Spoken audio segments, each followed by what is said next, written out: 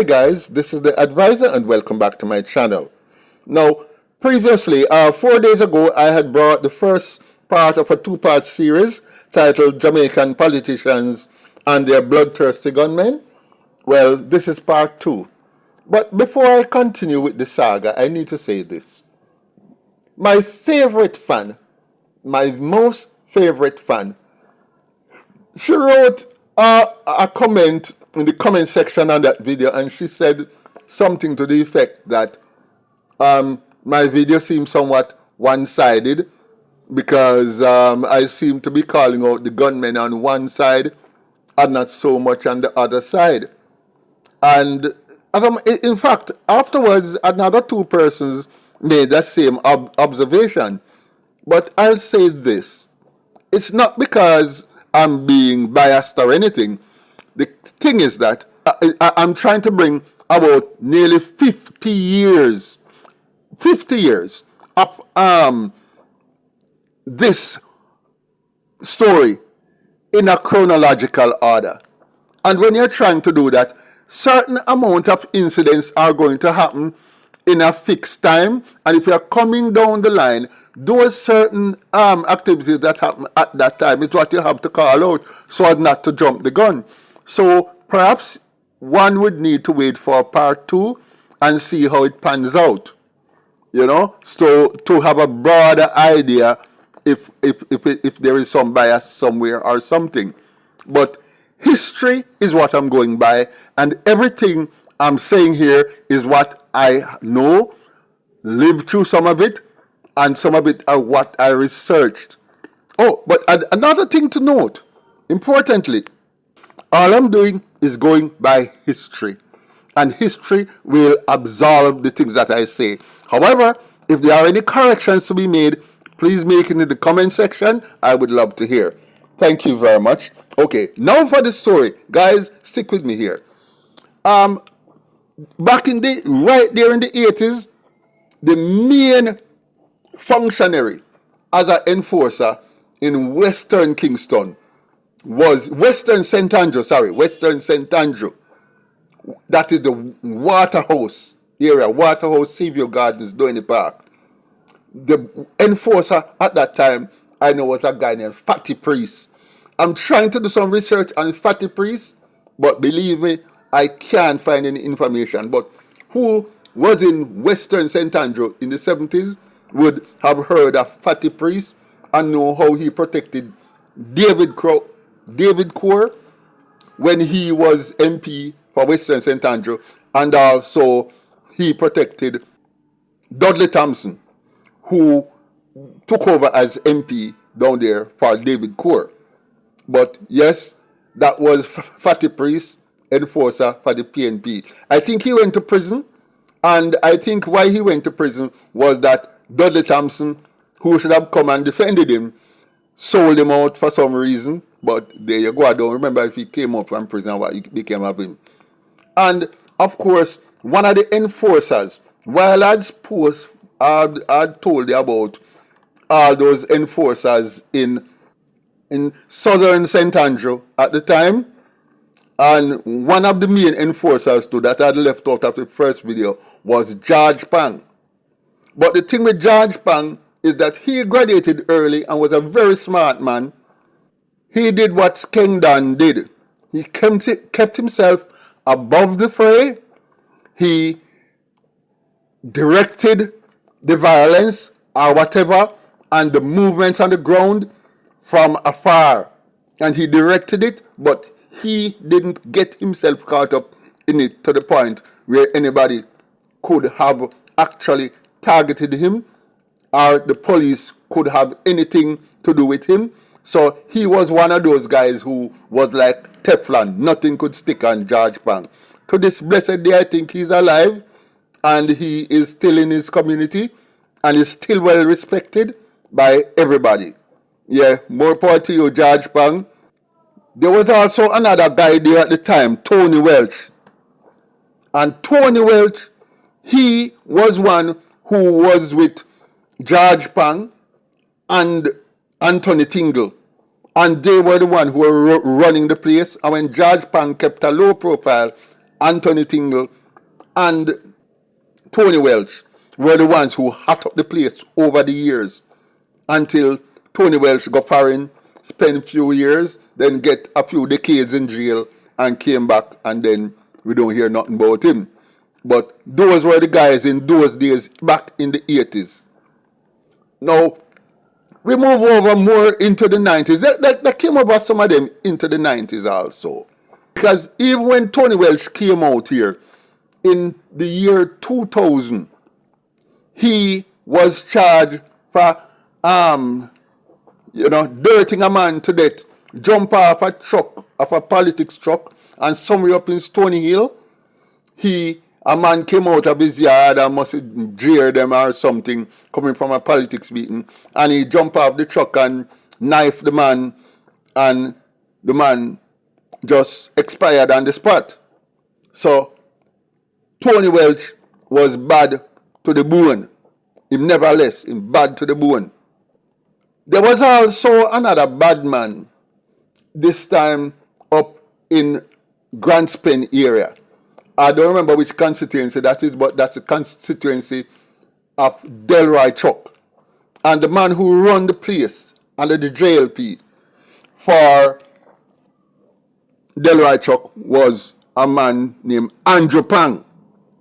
Now, Andrew Pang run it all through the 80s, all through the 90s, until he was dirted, I think in the early 2000 by police. I need to go into that because that's a full story in itself, but I'll make another video about that. Oh, and Andrew Pang is no relative of George Pang, based on what I'm hearing. There were two people who were not related, as far as anybody knew. And then, no, but the hottest place after that was in the Klansman. In the Klansman, which is aligned to the PNP, we had Donovan Bennett, known as Bulby. And Bulby run that place with an iron fist. And he has, countless murders under his belt. Most of them he did himself. At least 1/3 of them he did himself, like in his early days. And then after he did all that dirty, what he did, he starts giving out orders and sending men to do it, and it was always done. So that was Klansmen and who were aligned to the PNP, and he served his purpose very well. Served his purpose because he kept De La Vega City and surrounding areas firmly in the hands of the PNP. And then we had on the other side now, and the one other gang, we had Andrew Hope, known as Bunman. Though if there was ever a dirty murderer, that was Bunman of the one other gang. That's his Babsy Grange go-to fellow. I even heard one of the time that him and she was like, an item. And most people think so, that Bunman Hope, because when Bunman died in a shootout, and I think it's a Whitechurch Street or one of them, because Babsy was supposed to be in that vehicle, I hear that Babsy put on some ball in there. Well, because Bunman died with two other men, and they were killed by members of the Klansman. Bulby put out the hit. And the JLP, one other gang leader, which was Bunman. So basically, Babsy had her team, and she run it well. Central St. Catherine had never gone anywhere else. And the base, at the epicenter of everything, was of course Stars Pen, a PR place that. And we know she make use of it. But after Bulby, Dirt Bunman, you see what happened now? His own people dirt him. Because Peter Phillips was at that time Minister of National Security. And when Peter Phillips hear that him dirt Babsy, main person, and of course Babsy was supposed to have been in that motorcade because it was a two-car motorcade traveling. And when Peter Phillips heard that, believe me, let me tell you something. You see, when it comes to politics, no politician up there, no matter how him gunman is loyal to him, once you touch another politician from the other side, you are opening a Pandora's box because him no longer safe. Because him no want nobody touch him. So him can't afford for you to touch no other at his JLP colleagues in the house, no matter which party him from, because him going to leave the door open for somebody come touch him. So in order to protect himself, Peter Phillips, nowhere Bulby was, just send police got us take him out. Him overstay him time, which is what happened to most of them. Most of them will fly past them nest, and them own politician take them out at all times. But after Bulby died, Tesha Miller took the lead at the Klansman gang. And of course, Tesha, he ruled with an iron fist just the same, like how Bulby used to rule. You know, but he took on a sideman. He took on a lieutenant, and his lieutenant was Adidja Palmer. Vibes Cartel. A lot of people don't know. But when Tesha Miller, I should call him Tesha Killer, is in jail or out of the country, it is Vibes Cartel who run Klansman. People don't know that, but that is how it is. So, but but for a moment, you see, you can't become the head of any gang in Jamaica without being a cold-blooded murderer. You have to have at least a dozen murder under your belt. So that alone tell you, say, for Vibes Cartel to have reached that stage, he must have been doing some really nasty brown stuff. Now, look at Vibes Cartel. Look at him. Now, when you look at this, isn't this something where you just see, you think, say, if you were to go to hell, nothing like this, you just see come up with two black wing pan him back. Now, look at this picture. This is a picture of Beetlejuice. Now, me want somebody tell me now, what would be the difference between Vibes Cartel and Beetlejuice? You know, see, are the same demon from hell, them and y'all look pan. Tell the truth. Anybody who can do themselves so. Nothing good can look so. I'm sorry. Nothing good can look so. Nothing. This you have to have the demon in a hell attack to you and direct you. You look like Beetlejuice. So, now for a moment though, let's get back to Tesha Killer or Miller. You notice him don't have a nickname? Honestly now, if you have a name like Tesha, why would you need a nickname? Tesha is already a nickname. Tell the truth. To hear me say Tesha, right? You know say him would have to be a murderer. Because nobody going to take a man named Tesha seriously. Because, let's face it, I don't know his life, but I can imagine that when he was going to school, people tease him because of his name, and he had to fight. And him go up with such violence in him and such bitterness in him because of his name and because he was ostracized in school. He had to be. He had to be. You name Tesha as a man? Oh, God Almighty, man. Which reminds me of the, remember you have a country western song, The Boy Named Sue? I feel that Tesha Miller, when his father got his mother pregnant and he realized that he wasn't going to be around, what him do is to name the picnic Tesha and then abandon him. So most of the picnic would have to grow up and fight and learn to fight by himself. Because honestly, if my parents didn't name me Tesha, me would have tried to join up with a gang and would have start kill people pretty early in my life. Because with a name like that, me would have carry some feelings for everybody. And would have brushed my parents' first. Or perhaps, if it's not in father name him and run, maybe his mother never know who get her pregnant. And she knows she have to go grow him up herself. And she know that she wouldn't know have anybody to protect him. She name him Tesha so he can learn to defend himself. But whatever the case, when you name Tesha Miller, you don't need a nickname and you know you're the happy fight.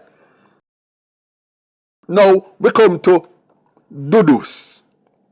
Now the last two in the series in the thousands here, apart from Tesha Miller and Vibes Cartel, is Dodos and Zeeks.